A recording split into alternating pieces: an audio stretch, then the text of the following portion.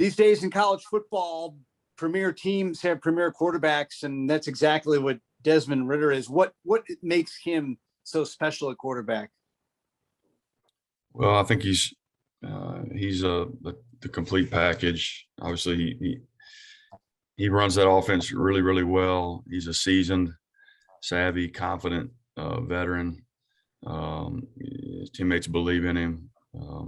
Got a great arm, very athletic, can run, and obviously he can make things happen with his feet when it's designed for him to. And then also, when things break down a little bit, he's able to get out of the pocket, throws well on the run, makes big plays. He's the real deal. He's a good one. It also helps too, I would imagine, to have a premier running back to be able to give the ball to. What's impressed you the most about Jerome Ford? Just the style that he runs with. He's a downhill, physical, fast running back. Runs, I like to say, kind of runs angry. Has really good vision. A really good combination of a lot of good things. I think he may be, one of the, if not the best player I've seen on film all year. Certainly one of the best. Is this a Cincinnati team that really relies on mixing it up both with the running game and the passing game? Yeah, I think they're really balanced. I think they're really good at what they do. They haven't changed a whole lot, over the course of the last couple of years. They're going to run certain plays. They're going to make you defend them. And they take pride in that. I mean, they're a physical football team, and they're not overly complicated, although they will give you some motions and some shifts and some formations, things like that. But they do what they do with a little bit of window dressing. But they're going to start everything with the run game. They take pride in that, and that sets up everything they do throwing the ball. And what does it mean for you and your players on your defense to have this opportunity to really prove themselves and shine at home on Saturday against a team that's ranked number 2 in the country? Yeah, well, you live for these kind of opportunities. Not very often that you have the second ranked team in the country that you get to play that team, and then that they're coming to your place. And I think we're all disappointed on how we played last week, and so ready to get that taste out of our mouth. But we're all excited about the opportunity. We recognize how good a football team this is coming to our place. We have a healthy amount of respect for them, but we also feel like we can go win this football game. So we're going to swing the sword, and we're going to go to battle, and we're going to get everything we got. Thanks, Coach. So with regard to Cincinnati, they put up over 50 points in their last 2 games against 2 good opponents. Just what is it about this offense that has enabled it to be so high scoring? It's just so, like you said, Ritter and Ford, and just a lot of weapons. Yeah, they're just really good. They're efficient. They don't make a lot of mistakes. I think the thing that makes Cincinnati who they are, though, is that they're really good in all 3 phases. So we talk about flipping the field and being good on special teams and playing really good defense. And they're very well-rounded, well-coached football team, and offensively they score points. They're loaded, everywhere. They get up front. Quarterback obviously is a really good player. They got one of the best running backs in the country, and they've got some really good tight ends and wideouts. So there's really no, every week you can look for a weakness in a football team, and they don't have any on offense. So what do you think is key to containing a team like this? Well, I think everything starts running the football for them, and so for us, it's going to be about trying to stop the run, and we have to do that. If we can't do that, it's going to be a long day for us, because then everything else kind of flows for them. But we've got to do everything we can to stop the run, and then when they do throw the ball, we got to control it.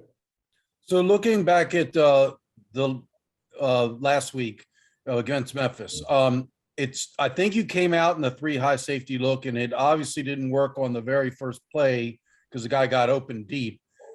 It seemed as though maybe you went away from it as the game went on. And then I don't want you to have to give away secrets of what else you were trying to do, but Coach Niemot mentioned after the game that there was some RPO stuff, and obviously Calvin Austin, like what they did with him, a reverse that you had to worry about. But kind of tell me some of the strategy. Mm-hmm. Well, we knew going into that game, Bill, like we talked about last week, we couldn't give up explosive plays, and had been pretty good of not doing that up to that point last week. And I think we gave up 4 plays, over 50 yards, which is unacceptable. lost leverage in the pass game twice. And we had an inside quarter player that got beat inside for 2 of the long passes. One RPO hit on the backside half. We had a safety down. We should have been back. And then the long reverse was us not tackling well and their best player making a play. So it was just really disappointing because I think we've been pretty good at not doing that. We knew going into that game that we'd have to keep everything in front of us and weren't able to do that. So disappointed. Got to do a better job of coaching them back there and have them understand how important it is to maintain our leverage and keep things in front of us. But, Memphis is a good football team. They did a great job.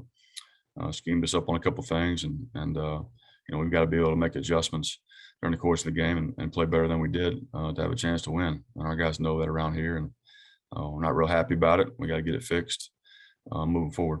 So were there times during the game when you went away from the 3 high safety alignment? No. I mean, we were in nickel for most of the game, which is what we call our 3 high stuff. And it's 3 high safety package, but you're not necessarily always in 3 high. I mean, when you blitz and do some of those things, you're not necessarily always in that. So, but we just simply lost leverage. The ball got over the top of us another time. And so it's just mistakes that can't happen. And again, it goes back to, I got to coach them better. They've got to understand what we can and can't give up in the pass game. So there's certain things we talk about, controlling the pass and knowing where the weaknesses are. And, when you're in quarters coverage, you don't have help in the middle of the field. So we got to keep leverage on receivers and know where our help is. And we didn't do a very good job of that. And obviously I didn't do a very good job of coaching it. So hopefully we've got it corrected moving forward. Obviously we can't give up plays like that and expect to win around here. So Coach Niemot indicated on his presser yesterday that it's not looking overly good for Kevin Brennan to be back this week. Obviously without him and Mitch, you're having to play a lot of young safeties. And you're the lineman you're doing, you need the safeties to be making plays. So how do you get these young safeties up to speed in a hurry? Sure. Yeah. Just got to keep coaching them. Got to keep watching the film. Got to keep practicing. And then, they'll keep getting better every week, but we are playing some young guys and they're unfortunately kind of, you learn as you go when you're playing with young players but that's all part of it. And, everybody in the country has injuries and issues and a lot of people dealing with the same things that we are. We don't make any excuses and it's the next man up mentality around here. And, we've got to get better. Obviously we all understand that. And I feel confident that we will moving forward. So before I pass it off, John Marshall mentioned during the post-game press conference that the quarterback was holding the RPO for a long time. I mean, he was kind of just standing there and waiting to see what developed. And that made it tough for the defenders to determine whether it was a run or a pass. This was on Monday Night Football last night. You saw it happen. When that happens, linemen get downfield. Yeah. Did you see instances when they had linemen way downfield and it was a pass? Yeah, I don't want to get into all that. I mean, there's always calls every week that you question, and they go both ways. And that's the thing with the RPO. There's a lot of gray right there, and the rule is that it can't be more than 3 yards down the field when the ball is released. And so sometimes it's close, sometimes you think it's obvious, but that is the thing about, especially the way that Memphis ran those RPOs. The quarterback holds it and rides it. Sucks the linebackers up. They get receivers in behind those guys in front of the safeties. And so it's problematic. And we probably weren't as well prepared for it as we should have been. And they did it a few different ways, show some stuff we hadn't seen. But we've got to be able to adjust during the course of the game and keep things in front of us. And they did a nice job. Yeah, Coach, how encouraging is it to see the defense starting to make these turnover and scoring plays, the scoop and score, and what should have been the pick six last week? Yeah, no, it's awesome. Anytime you can score on defense, get takeaways, it helps your football team, gives you a better chance to win games. But that stuff gets canceled out, when you give up explosives. So what we've got to do is get those takeaways and scores when we can, and not give up big plays. And if we can do that and get off field on third down, and we're always going to have a chance to win games around here. And our kids understand that, and we just got to get better at doing it. Great, thanks. Sure. And Wags, any more? Well, I mean, talking about takeaways, how crucial is it to get a couple against Cincinnati? Because obviously, and I don't know, I haven't had a chance to look at their stats and see if they're committing many turnovers, but I'm guessing based off the points they're putting up that they're not giving the ball away a lot. But how crucial would that be to trying to contain this team? Very much. I mean, it always is. You know, we've always got the get six goal going into a game, but you know, if we can get a couple of takeaways, I think we're going to have to in order to have a chance to win this game. It's really important. And they, you know, they're good at not giving the ball up, and so we got to create some scenarios where we're knocking the thing out. And I think what you're going to see is a group playing with phenomenal effort. And when they're diving in on a pile, we're going to try to punch that thing out. We're going to try to hopefully try to confuse the veteran quarterback a little bit too. You know, maybe get him to throw one to us, or get a ball tipped up in the air. But certainly that's something that we're always trying to get around here. And you know, the more of those we can get, the better chance we have to win. And we're talking to Jarius Warren after this. Can you talk a little bit about what you've seen out of Jarius during the time that you've been here coaching him? And it seems like he's settled in and is playing pretty well here as a senior. Yeah, he is. I think, you know, Jarius has always been a good player for us. And what you've seen from him since I've been here, you know, he played a lot my first year here in 19. It's just his maturity and his growth as a player and as a person. He was not always a guy that early on was super reliable, good player, talented player. Would be a guy that might get out of his gap occasionally, trying to do too much, eyes in the wrong place. He's just a much more polished, more disciplined player now. Big credit to Coach Hall, but a credit to him too. He's grown up and he's accepted, you know, what his role is and tries to play within the structure of the defense, which makes him a better player, more reliable player. And I think he's one of our toughest players too. He's banged up every week. You know, he's an undersized D lineman that gets in there and battles and fights, and so his body pays a price for that. But no, I couldn't be more pleased with Jarius and where he's at, and just the maturity and the growth, and just, you know, he's just unselfish, a guy that's really gives it up for his teammates. So I've been really pleased with him. And so obviously with a big offensive line and a big, powerful runner who's very tough between the tackles, how important is it for Jarius and Biscuit and Busick and all the other guys that comprise your front six or whatever? How important is them for play well in this game in particular? Yeah, very much. They're going to play their best game of the year. I mean, it all starts up front. We got to win up front. We got to get off the football, play with tight hands, great pad level, and be in our gap. And those guys are, I think, up for the challenge. We all are. I think we're excited about obviously the opportunity, but we also understand that that we're gonna have to play great to have a chance to win. That our margin for error is really small. Our guys know that, and they're excited about it, and we're up for the challenge. Number 2 Cincinnati is coming here to Navy Marine Corps Memorial Stadium. Just how's the team feeling getting to host the number 2 team in the country? Yes, sir. We're feeling blessed, and we're just lucky that we have an opportunity to chart the world. What is it about this defense at Navy that has the pieces to pull off an upset against Cincinnati? Yeah, I think that if we the pieces that together, I think we're very smart group, talented, pretty much as well in the past as well. But I feel like with this group, if we focus in, do our job, go 1-0 every play, I believe that, and we're in our right gaps at the right times, I believe that we can pull this upset off. And just lastly from me, what's been the message in the locker room this week leading up to the game? Message has been 1-0 mindset. Leave everything in the past that's happened in the past. You can't do anything about it. Just move forward. See how you feel today. Thank you. Pete Medhurst. Thank you. Curious, you and your fellow upper class, how do you keep the morale up right now? At a time where, excuse me, the schedule is what it is. You know, when you play at Navy, you're going to play great opponents every week. But right now, you guys have been so close on several occasions here. How do you keep the morale up to keep that 1-0 mantra and keep that, you know, that mindset as high as you can headed into Saturday? Yeah, I feel like it just all starts with us as a senior leadership. It starts in practice as well.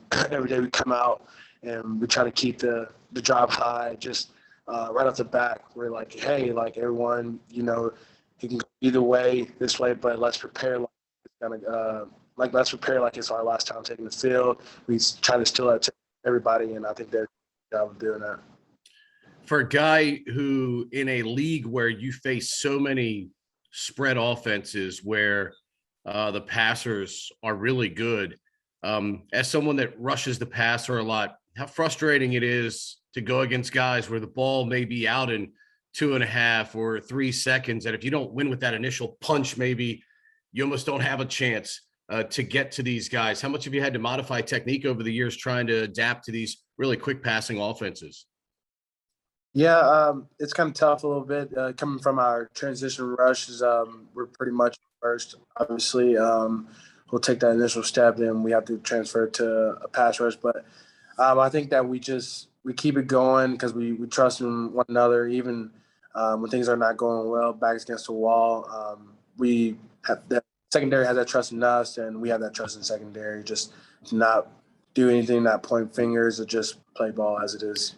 I know it's still early in the week, but from what you all have observed of Cincinnati, powerful running game, obviously a quarterback can play the game at the elite level. As you've observed, what makes them the number 2 team in the country?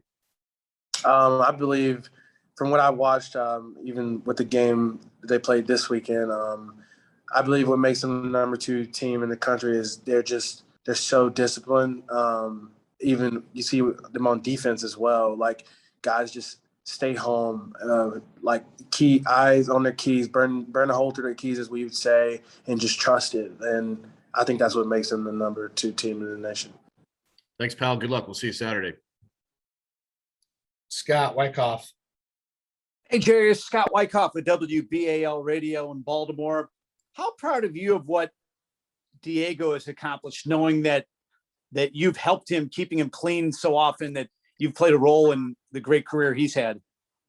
Yeah, I'm extremely proud of Diego and everything he does, just support him 100%. And I believe that all of us played a part in him getting that, like him being in his career so far. But I believe that it's definitely a team effort. And I just would like to stay that way. Yeah. And what's it been like for you on the flip side of that, being a kind of a mentor now to those sophomore killer bees on the defensive line with you? Yeah, so it's pretty fun actually. I think we have some really good players, young players too. Clay Conwell, we got Biscuit as well, and I think that being a mentor to them every day is just what I'm here for. Just come to practice and let them know how things are done, how we play football around here. I love doing it every day. What does it mean to you personally to have this opportunity? Some college football players will play their entire careers and never get a chance to play the number 2 team in the nation on national TV at home, and you have that chance this week. Yes, sir. It means everything. We were talking about in our meeting rooms Monday. We were just looking for an opportunity. So if we didn't have this opportunity, then we wouldn't even be able to have this conversation. So opportunities are all we need to do what we need to do, and hopefully we get the job done. Maybe we just got done talking to Coach Newberry, and he was, talking about the Cincinnati offense. What do you see as a player in the quarterback, Desmond Ritter? What makes him so good in your opinion? I see the complete package with Desmond. He got every game and he's not lacking anything. So we just have to contain him, confuse him a little bit, and I believe that we can get it done. But it's going to be extremely hard because he is an elite player and he is playing at an elite caliber right now. And can you talk about how important it is for the defensive line to hold up? I mean, this is a team that wants to establish the run, has an outstanding running back, and they're big up front. Can you talk about having to stop this running back in the running game? Obviously, we pride ourselves in stopping the run, and they pride themselves on establishing the run. So it's going to be kind of a culture versus culture. We've looked at their offensive line. We've been looking at film and everything, and I mean, there's no secret. They're huge up front. I think their left guard is like 6'9". But I don't believe if we play with the right mindset and the fundamentals, I think we could play with anybody in any offensive line. So that's going to be a key component in this game. So how do you, I mean, Coach Newberry described you as an undersized defensive tackle just now when we were talking to him. And how do you contend with these massive offensive linemen you're seeing on a weekly basis in the AAC? Yeah, I think it's just, honestly, I just think it's because of my heart. That's just a clear-cut answer there. I think I play with bigger emotion than they play, than any offensive guard tackle that we play. I play faster, so that's the ways I can get around being undersized in this league. So that's kind of gives me my advantage. It seems that you're really settling in at the tackle position. And I know you had kind of flip-flopped between end and tackle. And I think last year at the beginning of the year, you started off at end and they decided to put you back at tackle. You were more comfortable there. But what is are you starting to really settle in at that particular position? And what do you think is required at that particular position as far as what Navy's looking for in its scheme? Yeah, so I think I'm starting to settle in well. I think I'm seeing it through my play, actually. So I think what's required for me in this position is just the quick strike, like you said, initial punch. That's gotten better for me. Reading the key, seeing how to react just in the box has gotten me where I needed to be playing tackle. So that's some of the things I think that is needed for that position, as well as just you have to, if you're going to be playing tackle with my size here, I think you just have to be alert every single play because they are coming trying to take your head off, literally. And I think you have to be alert and attentive every single play and not have like any plays off. Thanks, Jerry. Thank you. All right, I'll make another trip around.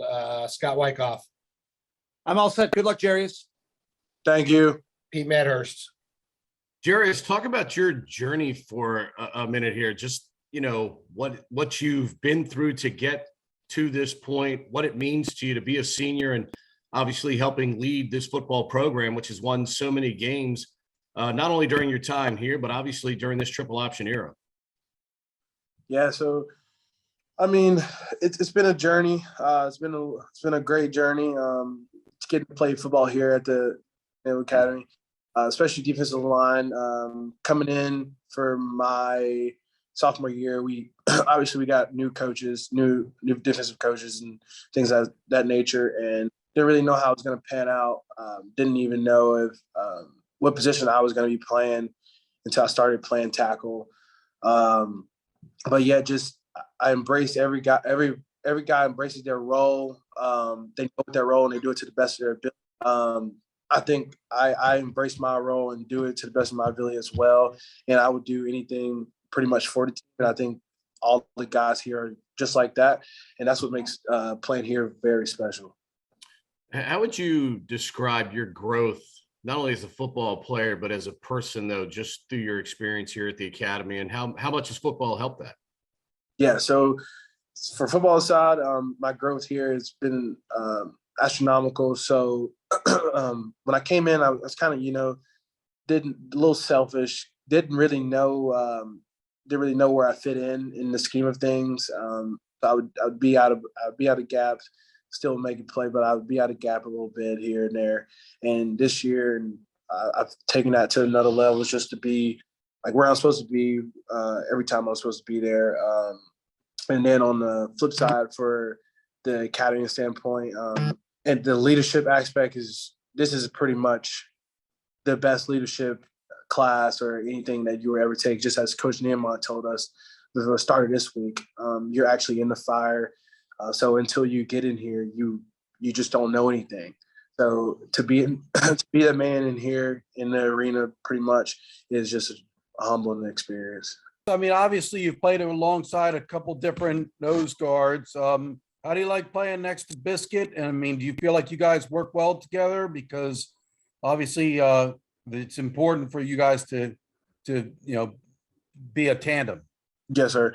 Yes, sir. I feel like we complement each other well. Even with all the nose guards, Biscuit, or whether it's Biscuit or whether it's Clay. I believe that I trust them to get their job done, and they trust me. So I think we complement each other well. And how do you like working with Coach Downing? I mean, he's guy that's come in here, and I've talked to him. I think he's coaching style. You got some of the other defensive linemen who nose guards, tackles I mentioned they like. Well, actually, I guess you work with Coach Hall, isn't it? Yeah, yes, sir. Coach Hall. My bad. I was thinking about the ends. So what about Coach Hall? And he's the guy that played the position. So he's got the experience. Yeah, he does. So he's come from NC State. Yes, Coach Hall is I love him. He knows what he's talking about. I trust him. Even when we'll go and sit down and film, we'll break down what their type plays are, like what they like to do here, so I can recognize any type of formations that make me get a beat on how to play faster. He's really an open book. I text him all throughout the night, or 12 o'clock in the morning, ask him, what do I think here? What do you think here? And he'll answer, because I don't even think a man sleeps, to be honest, but he'll hit me back with a quick text and explaining why we do something, or coverage on the back end, to whether I have the A or B gap on a rush. And I mean, he's just a great, phenomenal coach. So you got to the point where you really enjoy watching film and breaking it all down. I think that as you mature as a player, that's one of the things you start to really appreciate the film study and all of what you can learn from that type of thing. Yes, sir. I actually love it. I do it. Come down. I try to do it Sunday, and throughout all the week. So the preparation is, if you're going to beat a good team like Cincinnati, I mean, your preparation has to be there.